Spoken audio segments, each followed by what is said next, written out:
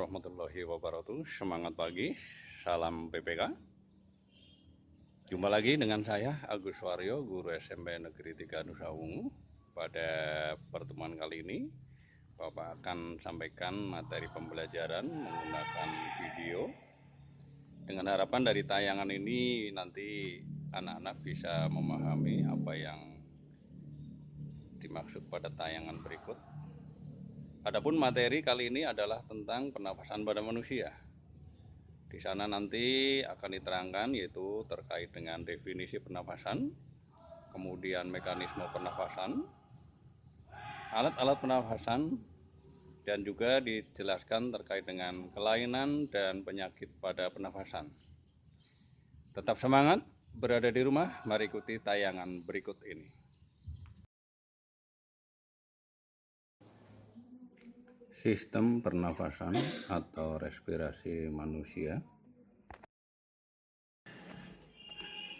Pernafasan adalah proses keluar masuknya oksigen ke paru-paru yang selanjutnya diteruskan ke seluruh tubuh melalui darah.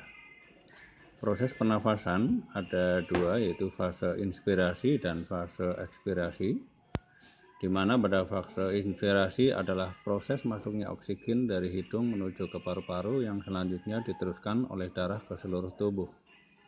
Sedangkan fase ekspirasi yaitu proses keluarnya karbon dioksida dari tubuh melewati hidung.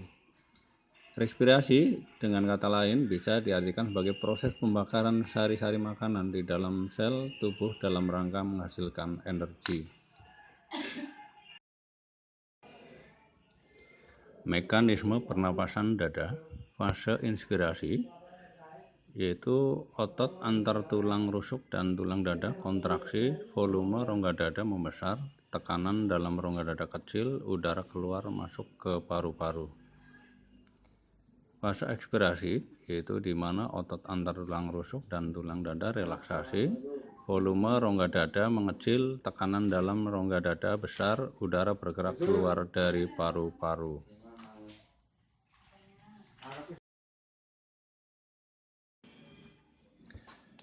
Mekanisme pernapasan perut. Fase inspirasi. Otot diafragma berkontraksi, diafragma mendatar, volume rongga dada membesar, tekanan dalam rongga dada kecil, udara dari luar masuk ke paru-paru. Fase ekspirasi. Otot diafragma relaksasi, diafragma melengkung ke atas, volume rongga dada mengecil, tekanan dalam rongga dada besar, udara keluar meninggalkan paru-paru.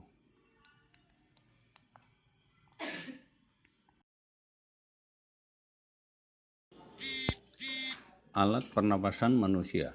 1. Hidung. 2. Tekak. Hidung merupakan tempat pertama kali udara masuk. Di hidung terdapat rambut-rambut yang berfungsi untuk menyaring debu atau kotoran, dan selaput lendir yang berfungsi untuk mengatur suhu udara pernafasan.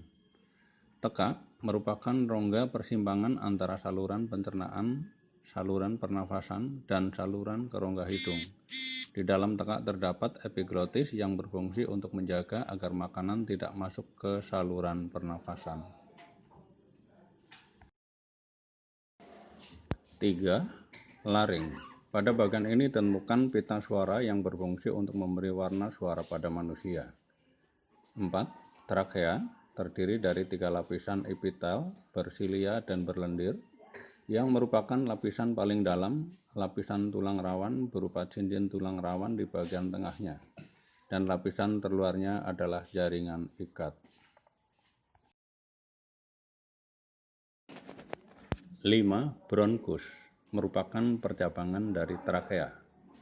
6. Bronchiolus adalah cabang dari bronkus yang berujung pada saluran alveolus.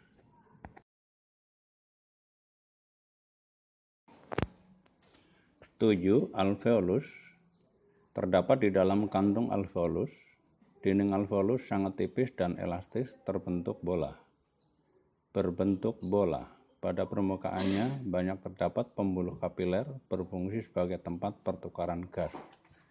8. Paru-paru merupakan organ pernafasan utama, dibungkus oleh selaput pleura, Di antara selaput tersebut terisi cairan yang berfungsi melindungi paru-paru dari gesekan ketika paru-paru kembang kempis.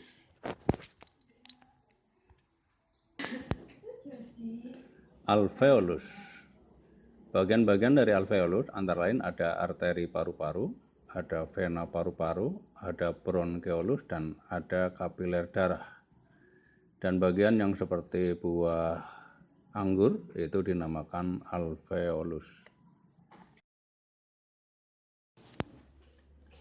Organ paru-paru bagian atas itu laring, di bawahnya trakea, percabangannya dinamakan bronkus, kemudian bercabang lagi menjadi bronkeolus, dan bagian yang paling kecil yang tadi saya katakan seperti buah anggur dinamakan alveolus.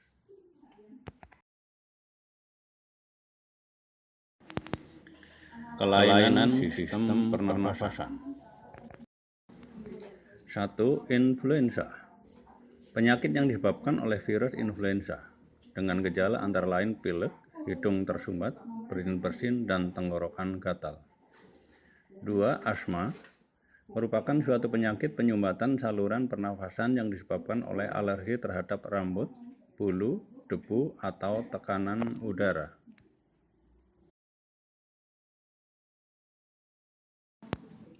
3. Tuberkulosis. Penyakit paru-paru yang diakibatkan serangan bakteri Mycobacterium tuberculosis sehingga difusi oksigen menjadi sulit dikarenakan adanya bintil-bintil paru-paru peradangan. 4. Sinusitis. Peradangan pada sinus yang di dalamnya terkumpul nanah. 5. Rinitis. Gangguan radang pada hidung akibat infeksi oleh virus tapim juga bisa dikarenakan reaksi alergi terhadap cuaca, serbuk sari, dan debu. 6. Wajah adenoid. Pembengkakan kelenjar limfe pada sekitar tekak dan hidung yang mempersempit jalan nafas. Penderita biasanya lebih suka bernafas lewat mulut.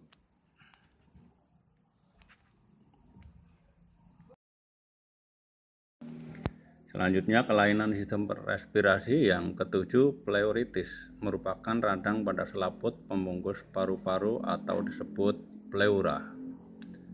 8. Faringitis, yaitu radang pada faring akibat infeksi oleh bakteri. 9. Laringitis, radang pada laring yang disebabkan oleh infeksi, terlalu banyak merokok, minum alkohol, dan terlalu banyak serak.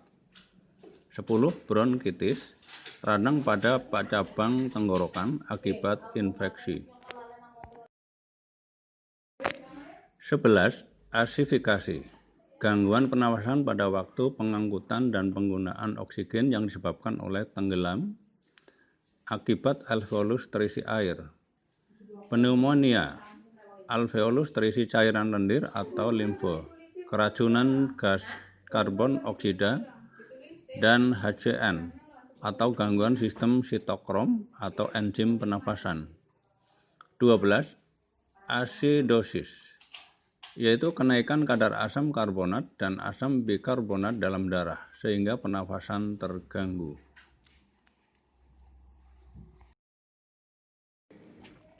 13. Emfisema, penyakit pembengkakan karena pembuluh darahnya kemasukan udara. 14. Pneumonia, penyakit infeksi yang disebabkan oleh virus atau bakteri pada alveolus yang menyebabkan terjadinya radang paru-paru. 15. Kanker paru-paru, disebabkan oleh kebanyakan merokok, menghirup asap rokok, debu asbes, radiasi ionisasi, produk petroleum, dan kromium. Kanker paru-paru sangat berpengaruh terhadap pertukaran gas ke seluruh tubuh. Terima kasih, matur nuwun, thank you.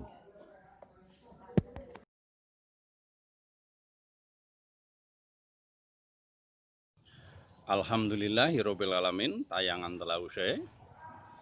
Dengan harapan dari tayangan tersebut anak-anakku bisa memahami dan lebih fokus di dalam belajar tentang materi pernafasan pada manusia.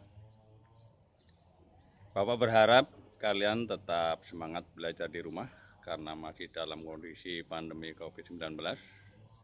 Dan jangan lupa, apabila kalian keluar rumah dalam kondisi yang sangat penting, menutup hidung dengan masker, selalu cuci tangan, dan jauhi dari kerumunan. Tetap semangat, belajar di rumah. Sampai jumpa.